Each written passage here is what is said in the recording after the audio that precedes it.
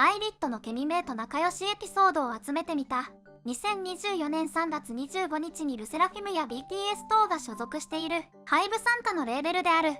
ビリーフラボから誕生した5人組ガールズグループアイリット。ちなみにビリーフラボはエンハイフンが所属しているレーベルエンハイフンの妹グル。熱いいろはと2期の TikTok チャレンジ最高すぎましたね。メンバーはハイブレーベル主催のサバイバル番組アーユネクスト、通称アユネクから選ばれ、韓国人3人、日本人2人で構成。年上メンバーから順番にユナ、ミンジュ、モカ、ウォンヒ、イロハの5人。デビューしてまだ3ヶ月しか経っていないアイリットですが、すでにたくさんのケミ名が存在しています。皆さんはいくつ知っていますか？では早速アイリットのケミの組み合わせとケミ名をチェックしていきましょう。まずはお姉さんペア、ユナとミンジュのケミ名は1つですが2種類の呼び方があり、チトス、またはチートス。ユナのあだ名であるチーターのチとミンジュのあだ名であるサギを韓国語にしたトッキのとを掛け合わせて、スナック菓子のチートスにちなんでチトスや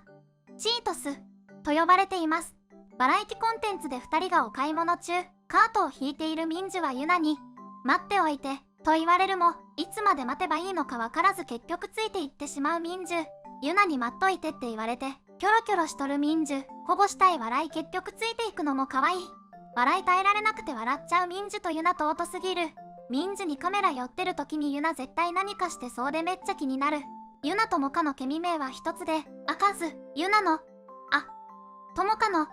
かをそれぞれ組み合わせてあかず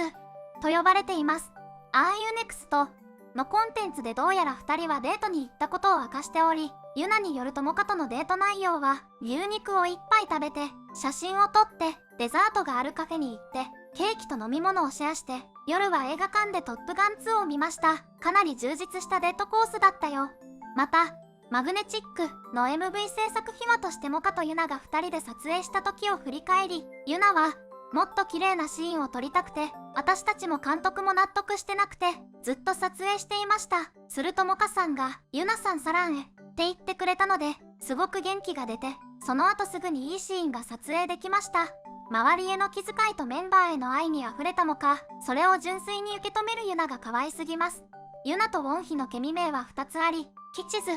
とワッフルズ。ウォンヒの日を可愛くしたキとユナのあだ名であるチーターのチをそれぞれ掛け合わせてキチズと呼ばれています。2人ともワッフルが好きなことからワッフルズとも呼ばれているよ。ユナがウォンヒとハートを作ろうとしたり、待機中には2人の世界に入ったりしてとても仲が良いヒチズ。宿舎でも同じ部屋になったそうで、モカとイロハからは本当に騒がしいと言われるくらい仲良し。かわいい、この2人めっちゃ推せるじゃん。ユナとイロハのケミ名は2つあり、最年長であるユナと最年少のイロハはグループの最年長と最年少を表すケミ名のマクズとユナのあだ名であるメチュリアル、日本語でうずらの卵のチュとイロハのロを掛け合わせたことからチュロスとも呼ばれています。4歳差のユナとイロハですが、オーディションの時からユナはイロハの実力を認めて推薦するほど、またイロハがパフォーマンスをしている時は誰よりも盛り上がるほど大好きなのが伝わってきます。ミンジュとモカのケミ名はミンジュのミとモカのモを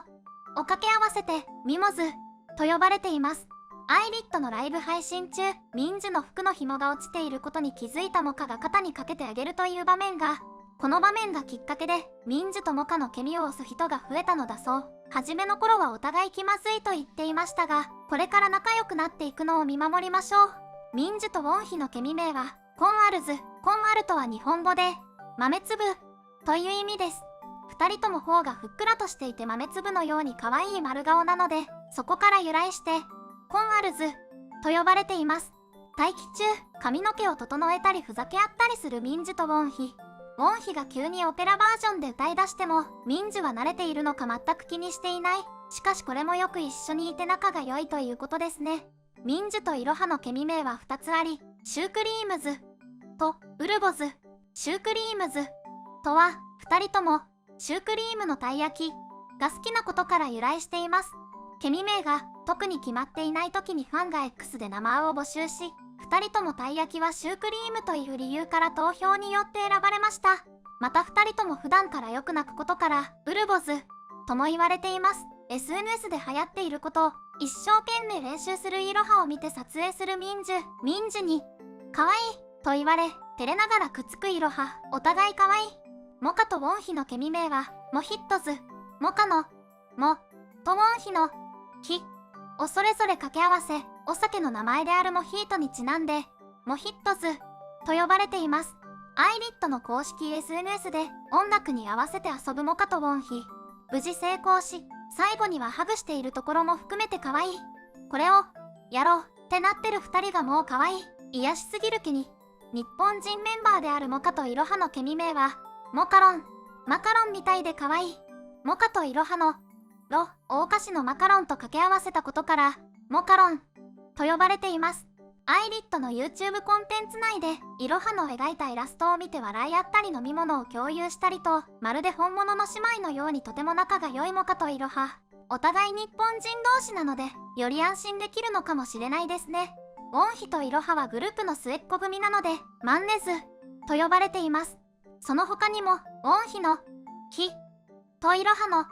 ロを組み合わせヒーローと掛け合わせてヒーローズというケミ名も、ウォンヒとイロハはウォンヒの方が年上ですがイロハが大人っぽくウォンヒが年下っぽく見えるので、よく立場が逆転。デザートを食べている時に食べている姿を見ているだけでもいっぱいになるとウォンヒが言うと、イロハからじゃあもう食べないでくださいイロハに笑顔で言われ、ウォンヒもレジェンドすぎると返していました。冗談も言ったりとても可愛らしいですね。このシーン可愛すぎて大好き。みんな口にクリームつけてるの可愛い赤ちゃんにしか見えない。覚えられますか？多いですね。まだまだありますよ。ここからは3人組のケミ名についても紹介します。モカとウォンヒとイロハのケミ名は一つで、イモイ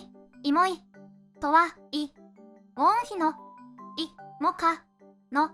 モイロハのを組み合わせたものです。イモイが生まれたきっかけは、モカのバースデーリーバースライブの時にファンからのコメントで、3人のケミ名はと聞かれた時にウォンヒの一言で突如誕生しました。質問で、